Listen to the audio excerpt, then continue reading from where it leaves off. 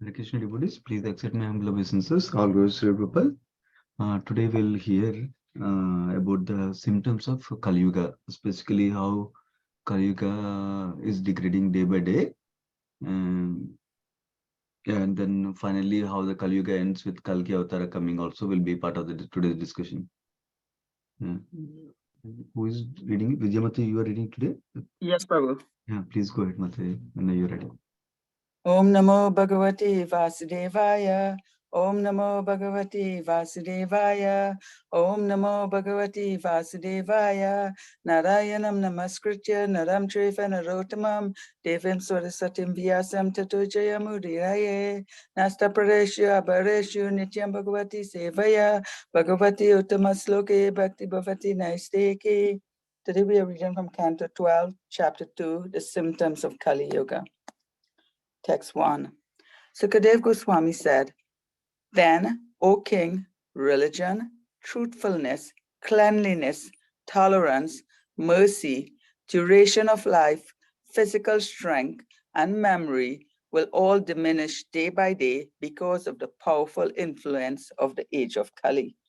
Text 2. In Kali Yuga, wealth alone will be considered the sign of a man's good birth, proper behavior, and fine qualities. The law and justice will be applied only on the basis of one's power. 3. Men and women will live together merely because of superficial attraction, and success in business will depend on deceit.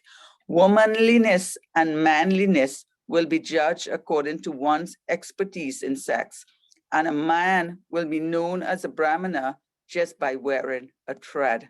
4. A person's spiritual position will be ascertained merely according to the external symbols, and on that same basis, people will change from one spiritual order to the next. A person's property will be seriously questioned if he does not earn a good living, and one who is very clever at juggling words will be considered a learned scholar. 5. A person will be judged unholy if he does not have money, and hypocrisy will be accepted as virtue. Marriage will be arranged simply by verbal agreement, and a person will think he is fit to appear in public if he has merely taken a bath. 6.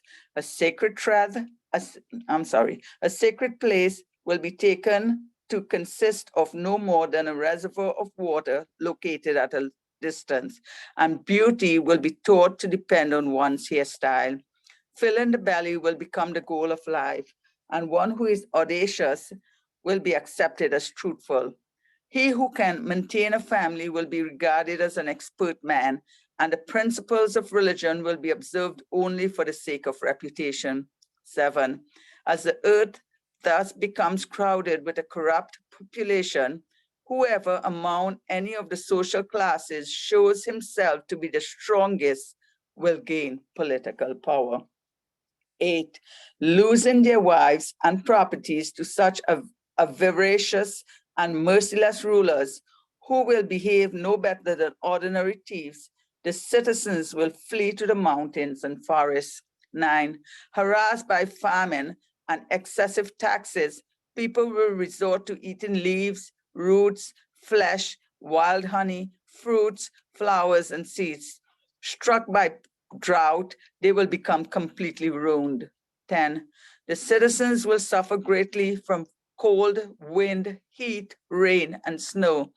They will be further tormented by quarrels, hunger, thirst, disease, and severe anxiety. 11. The maximum duration of life for human beings in Kali Yuga will become 50 years. Text 12 through 16. At the time the age of Kali ends, the bodies of all creatures will be greatly reduced in size, and the religious principles of followers of Varnasrama will be ruined. The path of the Vedas will be completely forgotten in human society, and so-called religion will be mostly atheistic. The kings will mostly be thieves. The occupations of men will be stealing, lying, and needless violence. And all the social classes will be reduced to the lowest level of sudras. Cows will be like goats. Spiritual hermitages will be no different from mundane houses, and family ties will extend no further than the immediate bonds of marriage. Most plants and herbs will be tiny, and all trees will appear like dwarf Sami trees.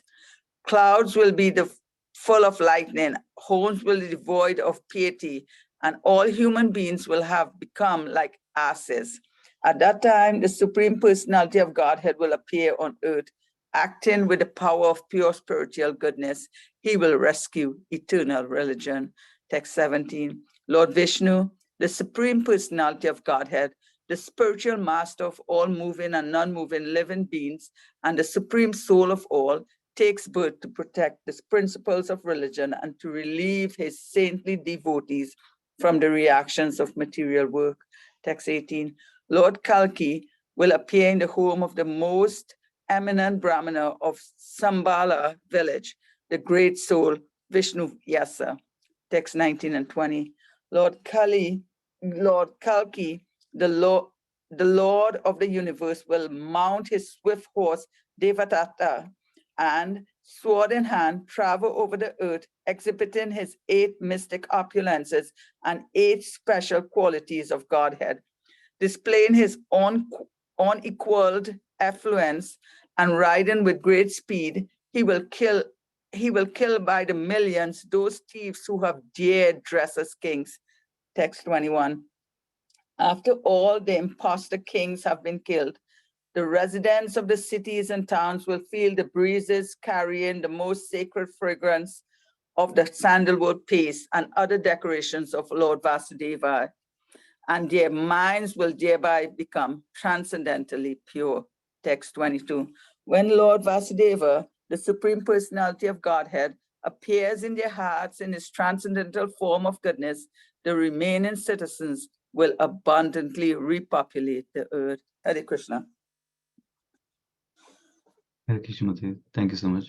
So we heard in the last chapter, the chapter was about the dynasties of Kali Yuga, and we essentially heard that how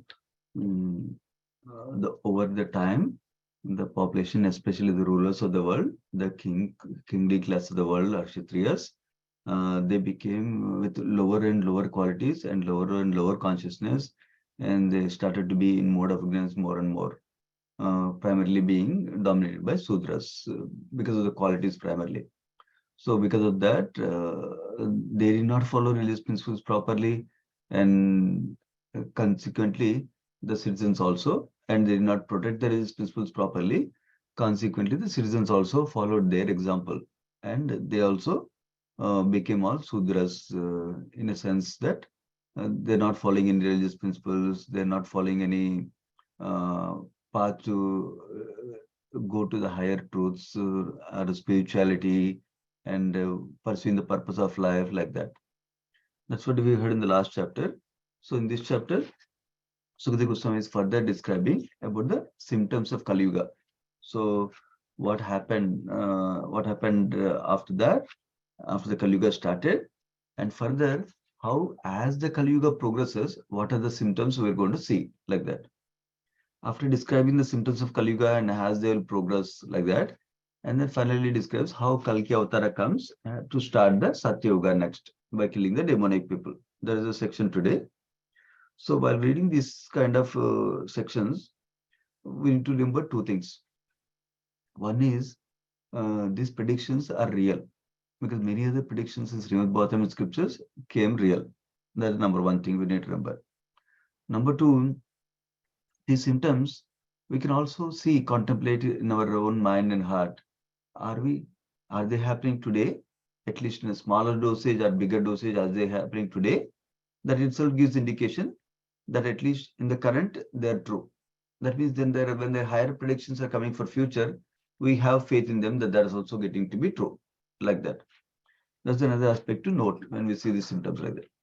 And third aspect is when we hear what is bad, we need to understand what is good also. That means how to live in the symptoms of with the symptoms of Kali Yuga. We need to also contemplate so that we don't become part of the problem, so that we don't become follower of the majority. Basically, that's the other thing to contemplate on when we're going through this section. And the fourth thing is this also should bring in urgency in us to practice Krishna consciousness because we got the solution already. Now we need to make use of the solution by our sincere and serious endeavor. And of course, depending on Krishna's mercy. So that means we need to put our get inspired and motivated to practice Krishna consciousness sincerely and seriously when we go through these sections like this. Yeah, with that background, let's go through some of the verses. Now, in text 1, Sukadeva Goswami is starting. First 16 verses is describing the horrors of Kali Yuga. So he says, religion, truthfulness, cleanliness, tolerance, mercy, duration of life, physical strength, and memory, they'll all diminish day by day, they're reducing. All these things because of the powerful influence of age of Kali. Because of Kali Yuga, they're all degrading. So the first major portion of this purport is dedicated to describe about dharma or religion. So in Kali Yuga, all desirable qualities are gradually diminishing. So dharma indicates a respect for higher authority that leads to one to obey religious principles. That's so dharma is defined here. Of course, we can describe dharma in different ways. We'll see that also in this purport coming up. So it primarily starts with obeying a higher authority, respecting higher authority, and then following the religious principles according to them. That's what one thing described. And that is getting reduced day by day. Because everybody says, I'm independent, I don't need to follow anybody. Why do you need to respect this person? Why do you need to respect this person? Like that. That's the mentality usually. So now, other point BD purport elaborates is, then the Western world, people have separated the religion and science. They did not try to explain how religion also is scientifically well established and how it's very helpful for uh, pursuing the purpose of life like that. Because they did not explain scientifically the religion. Now people are thinking this is just fantasy, these are just dogma, these are just emotional things, but not really. There's no scientific basis. That's what people are thinking. But however, we need to people. So now that is why they are taking Krishna consciousness also lightly, like any other thing, without any scientific basis, like that is described in the purport. Um, and that is the reason that dharma is diminishing day by day, because people are thinking this just beliefs, this just faith is not really true like that. They don't understand the scientific basis in the scriptures and the importance of scriptures and empirical, how empirical truths are validated in the scriptures like that. They are not able to understand and appreciate correctly. That's why the dharma is reducing, like that is described. Then each of the other things are described, what is quoted in the verse, truthfulness or satyam, because people don't know what is the truth. But how can they know what is the truth? If they don't know absolute truth, then they cannot clearly understand the real significance or purpose of life. So they cannot pursue the real truth like that. And then Kshama, tolerance or forgiveness also is described, is also reducing because there's no practical method by which people can purify themselves and thus become free from bad qualities like envy, greed, lust, like that. So now naturally, if people, what is the antidote for that? Chanting of the holy name, especially for this age. And you do that, we'll get purified naturally. Our tolerance and forgiveness should increase day by day as we practice our bhakti. That's another lesson we can take from this section. Then it says daya or mercy is also decreasing. Uh,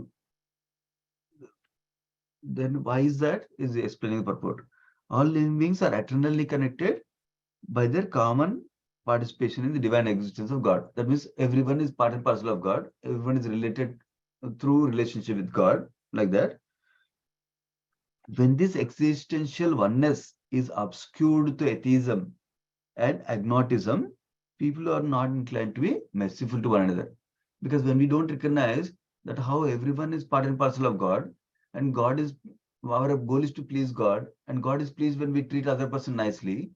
If we don't have this proper understanding, then we don't care about each other. We don't show mercy to other person. That's the point being made in the purport. And not only that, people are not merciful to others, people are not merciful to themselves also. That's what the purport is describing. Why? Because they're destroying themselves through intoxication, liquor, meat eating, sexual promiscuity, tobacco, and other cheap sense gratificatory activities. So, why are they not merciful when they're practicing these? Because those are increasing the mode of passion and mode of ignorance in one's life, and also sinful tendencies in one life. So, because of that, that means they are going away from spiritual purposes and spirituality itself. That is why they're not being merciful to themselves, also, is being described in the purport. So, because of all these self-destructive practices and the powerful influence of time, the average lifespan is also decreasing, like that is described. And bodily strength is also decreasing. And then physical stature and strength will gradually diminish. And memory is also weakening, like that. Mm, yeah, those are the few symptoms of Kali Yuga described in the first verse. How good qualities are diminishing. That means bad qualities will arise also. Now, text 2. In Kali Yuga, wealth alone is to be considered the sign of a man's good birth, proper behavior, and fine qualities. That means people don't give importance to good birth or the proper behavior and the fine qualities of a person. If somebody has a lot of money, they'll think, oh, he's a nice person, like that. If somebody has less money, they don't care to respect him, they don't care to appreciate him for his qualities and behavior, like that. That's the point being made in the verse. The purport clarifies this point further, essentially describing normally the high class, middle class, and lower class is based on the spiritual orders of the society and based on the qualities of the person, whether they're in mode of goodness, more in mode of goodness, like that, right? But instead, the high class, middle class, low class is based on how much money somebody has currently, not based on their knowledge, culture, or behavior, like that. That's one point being made. Mhm. And then, even if somebody has a lot of money, generally, okay, that means there are exceptions. Generally, they're accompanied with improper behavior, perverted behavior, and sinful activities in their home, like that. But normally in Vedic culture, the high class means person who's enlightened, whose activities are, whose behavior is enlightened, and his behavior, if his activities are dedicated to promoting happiness of all creatures. That's the point. That means somebody Brahmana is personally enlightened, then they're taking care of the wellness of the other living creatures in the world. That means not harming the lower creatures and giving human beings higher knowledge so that they can pursue higher happiness and spirituality, like that. So that is not is happening. Such persons are not considered enlightened now. Only people who have money are considered enlightened. That like that is described. So now, so the lesson for us is to pursue spiritual happiness and spiritual purpose ourselves and also share with others. That is the lesson for us. Now, Socrates, Western philosopher, stated it seems that a man is enlightened. Uh, if a man is enlightened, he will automatically act virtuously. That means that's the important principle. When our spiritual knowledge is proper, then we'll act also according to that knowledge. So now, the next point in the verse is about law and justice will be applied on the basis of one's power. If somebody has more strength, more money, then law and justice will favor for him. Naturally, we see that in the life. It's stated in the purport also. That how, if you want really justice in the court system, you need to have a lot of money because the court cases will go on for years and decades together. So unless you have a lot of money, you cannot ask for justice anywhere in court system. That is the point being made here. And then dharma is elaborated in this purport also to mean it is inclusive of both the dharma, taking care of the family responsibility properly, and also pursuing spirituality, our eternal nature also, loving service of God. So both are included in the dharma word, like that is described. So that is reducing. Mm,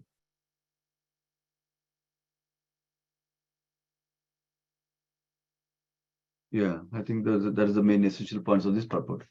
Now going to the third verse, women will live together merely because of superficial attraction, bodily attraction, and success in business will depend on deceit. So, purport is clarifying that. mm, so people don't place so much value in marriage system or taking care of child, rearing the child like that. They're often um, motivated or inspired by just sexual impulse, by attraction to the opposite gender in terms of the physical appearance like that. They'll start to have a relationship with them even without having marriage. They start to have marital relationships without having marriage like that. Then, yeah. But what is the higher purpose? The higher purpose of marriage or human life itself is to rectify this illusory mode of existence and return to the vast satisfaction of purely godly existence. That means the ultimate purpose, Vedic scriptures prescribe sacred marriage so that a man and woman to stay in a relationship that will regulatedly pursue spiritual higher reality. So that way they can satisfy the man and woman can satisfy in a marriage relationship with the proper bona fide marriage relationship, the senses also, and simultaneously they can please the Lord within his heart by obeying the religious injunctions like that. Through this process, by submission to the scriptures and scriptural authority and scriptural systems, Vedic systems, we are actually gradually purified of our material desire also. Whereas if you're not following the system of marriage and just think whatever we can do, then the purification aspect is missing. That's the point being highlighted here. And then womanliness and manliness will be judged according to one's expertise in sex. So that is elaborated in the purport how somebody is a good woman or good man based on their sexual appeal, like that is described in the purport. Then this is evidence of this example of this is how people are attracted to movie stars and what is the music stars like that, the prominent figures, just based on physical appearance like that. So then next thing is, but what is the actual thing we need to value somebody based on their characteristics and based on how they aligned they are to the spiritual purpose like that. Now the last point of the verse was, a man will be known as Brahmana just by his wearing a thread. This is an important principle that carries over to the next verse also. Basically, a point is not just the thread, point is the external appearance. By external appearance, somebody will be called saintly. That means somebody is a priest just because they're wearing particular type of dress like that. Not necessarily because of their enlightenment in spirituality, not necessarily because they're following a religious process, bona fide religious process like that. So it's merely based on the physical appearance. Normally, Brahmana means one who is in mode of goodness, number one. Number two, one who is pursuing spirituality, one who is knowledgeable about scriptures and sharing scriptures with others, like that, right? But they don't care about all that. Somebody appears physically like that, ornamented, decorated like that, they are Brahmana like that. That's the degradation in the Kali Yuga. Going to text 4, this last point is elaborated further, not only the Brahmanas, but Kshatriyas, Vaishyas, and Sudras also in the next verse. A person's spiritual position will be ascertained merely according to external symbols. And on that same basis, people will change from one spiritual order to the next. What is this one spiritual order to next? That means if I just wear the sannyasi dress, then I'm becoming sannyasi. Even though I'm not having sannyasi qualities, even though I'm not practicing sannyasi regulations properly, but just by the dress, I'll be treated as sannyasi like that. For example, and a person's property will be seriously questioned. Propriety will be seriously questioned if he doesn't earn a good living. And one who is very clever at juggling words will be considered learned scholars. So that means if somebody is not earning a good living, that somebody is not rich, then they're not considered great, even if they have great character and great spiritual path they're following, like that. That's the point we made in the Kali Yuga sensibly. So, yeah, next is the purport is clarifying or highlighting the importance of simple and austere life, which is a sign of intelligence. self-control, and sensitivity applied to the higher purpose of life. That is a real sign of enlightened person or a clever person like that. Not just somebody who can use word jewelry to tell that how he knows many things like that. Especially the emphasis is given to modern thinkers who don't have the understanding of spirituality, but they just understand the cause and effect with material realm, and they say big things. They are considered as clever people or learned scholars like that. But real knowledge is based on the higher purpose of life, understanding and higher and understanding of the God and spirituality like that. Now, text 5, a person will be judged unholy if it doesn't have any money, and hypocrisy will be accepted as virtue. Marriage will be arranged simple by verbal agreements, not by rituals prescribed in Vedic scriptures. And a person will think he is fit to appear in public if he's merely taken a bath, if he's not decorated properly. So, self-righteous hypocrites, Damba, is elaborated in the purport. Someone is not concerned, we're not concerned in Kali Yuga, many of us, to become saintly and pure in the heart. We're concerned about how we appear pure, appear saintly to others like that.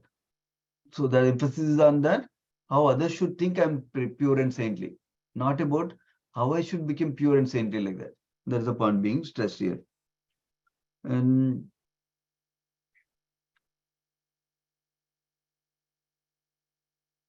yeah, and the sinful are promoted as religious and saintly are promoted as described as demoniac in the Kali Yuga as described. So that means they're not. That's a symptom of prominent symptom of Kali Yuga. And then we already heard about how without actually doing marriage, people will do together with a sexual relationship like that without even having legal relationship. And then purport clarifies, and people say, "Oh, it's natural to have sex." Then if there's natural, then having children is also natural. Taking care of children is also natural.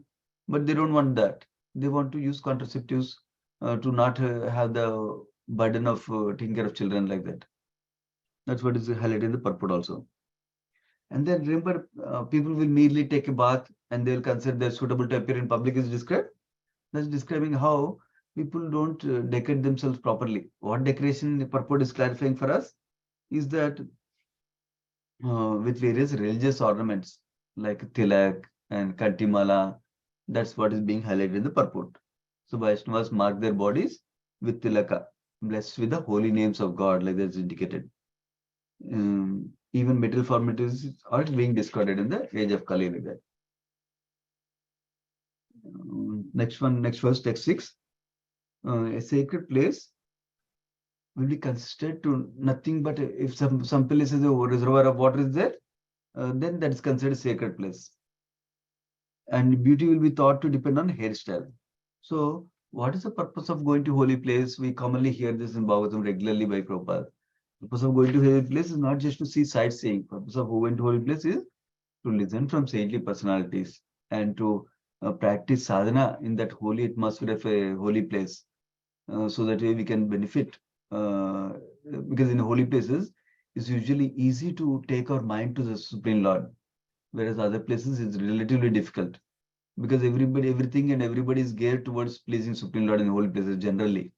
So that's why that is the main purpose, to hear from saintly persons and practice spirituality, not just to take bath and get rid of our sins. That's not the main purpose. And then, so about the hair thing, right? So it's not just decorating the hair to make us look beautiful. That's not the main way to become beautiful. Main way to become beautiful, purport is clarifying that actual beauty comes from within the heart, from the soul, and that only a person who is pure is truly attractive. This we can see. Actually, when somebody is practicing spirituality, like many saintly personalities we see, many Maharajas we see, they are very attractive for us. Why? Because they have developed the purity in service to Krishna. With that purity in service of Krishna, now their character, whatever comes out of their mouth, whatever mode of service comes out from them, is very attractive. That's what is being highlighted here. And then, um, Yeah, religion will be practiced only for the sake of reputation and without any essential understanding of Supreme Lord like that. That's also a symptom of Kali Yuga. People will think, oh, if I appear like this religious, then people will say, oh, this is a good person like that. That's the purpose. But internal, real purpose for us to practice religion or spirituality should be to actually understand that there is Supreme Lord. I'm part and parcel of Supreme. I need to serve Him. This is for my higher benefit also, not just to please Lord. Pleasing Lord is only for my benefit also. Like that, we need to understand. Of course, the highest platform is selfless service to Lord. Now, text 7. Uh, many as the people it becomes crowded with corrupt population among social classes, whoever shows himself to be strongest will get political power is described. And such people who are not qualified political rulers, what will they do? They will engage in all sorts of usurping various people wives and properties mercilessly. They're no better than ordinary thieves. So because of that, citizens will go away from them to mountains and forests like that is described. Now there'll be famines. Famines means no food for some time. Excessive taxes will be there, and then people will resort to austere living because of that famine and drought like that, and they'll become completely ruined because of the drought like that is described. So Purport clarifies, as a leaf, when it's disconnected from the tree, it doesn't get any nourishment from the tree anymore. It will become dry and withered in short time. Similarly, when we're not connected to Supreme Lord and not engaging in service with Supreme Lord, we'll also get all kinds of difficulties in our life, where including famine and drought, like that is described. Now, going to text 10, we'll also get suffering in terms of great cold, wind, heat, rain, like that, and snow. And the maximum duration of the life will slowly become 50 years only. And so many other symptoms of Kali Yuga are described. How bodies of the people will reduce in size, religious principles of Varnashrama will be ruined, path of Vedas will be completely forgotten, people will start becoming more and more atheistic, kings will become thieves, and then occupations of men will become stealing, lying, and needless violence. All social classes will reduce to Sudras. That means Brahmanas also don't practice their Brahmanic culture, rather they become Sudras like that. And cows will be treated like goats, giving killing like that. So like that, several symptoms are described here. Mm, yeah, and even most so-called religions, they're also being becomes atheistic. They say religion doesn't mean you need to have God in the picture. Still, you can be religious like that. That's what is being described. Now, 17th, 24th verse is describes about how Kalki comes at the end of the age of Kali. Uh, is described he comes in a particular home, in the home of the Brahmana in Sambala village, it seems. His name is Vishnu Yasa. That means father's name is Vishnu Yasa, it seems. So he comes on a swift horse, and then he has this, the horse name is Devadatta, and he has a sword in hand and travels in great speed and exhibits 8 mystic opulences and 8 special qualities of Godhead, it seems. And he'll kill millions. Basically, people are dressed as kings and they're troubling each other. He will come and kill all those demonic people. So some people will say that actually people are making up this god Kalki. There's no such thing. People are just scaring us so that we can behave nicely. Like that, people will think. But Purport is clarifying us that if there's thirst for us, God has created thirst for us. Then He created an object that fulfills the thirst also, water. Similarly, food, we have a need to breathe. Food, oxygen, they're also there as naturally created. Similarly, when the demonic culture is prevailing, God is needed. We all feel the need for love, need for the higher enlightenment, need for the service to God. So God is also there. Not like God is created by us, God is imagined by us. Like that, purport is explaining nicely in this purport. No? Yeah, when all the imposter kings are kinged by Kalki Avatara, then finally it must become nice and fragrant is described here also. And then Lord Vasudeva appears in the hearts of the people in his transcendental form of goodness, that is Vishuddha Sattva. the remaining citizens will abundantly repopulate the earth. Now nice population will come again, like that is described. That's when Satyuga will start. We'll see tomorrow. We'll pause there. Srimad Bhagavatam ki jai, Sri Prabhupada ki jai. Let's offer obeisance to all the devotees of the Lord. Vancha kalpatarubhesha kృపాసింధు భేవచ పతితానాం పావనేభ్యో వైష్ణవేభ్యో నమో నమః. Thanks so much, devotees. Hare Krishna. Thank you very much, Hare Prabhu. Ram, Hare Krishna. Hare Krishna, Prabhu.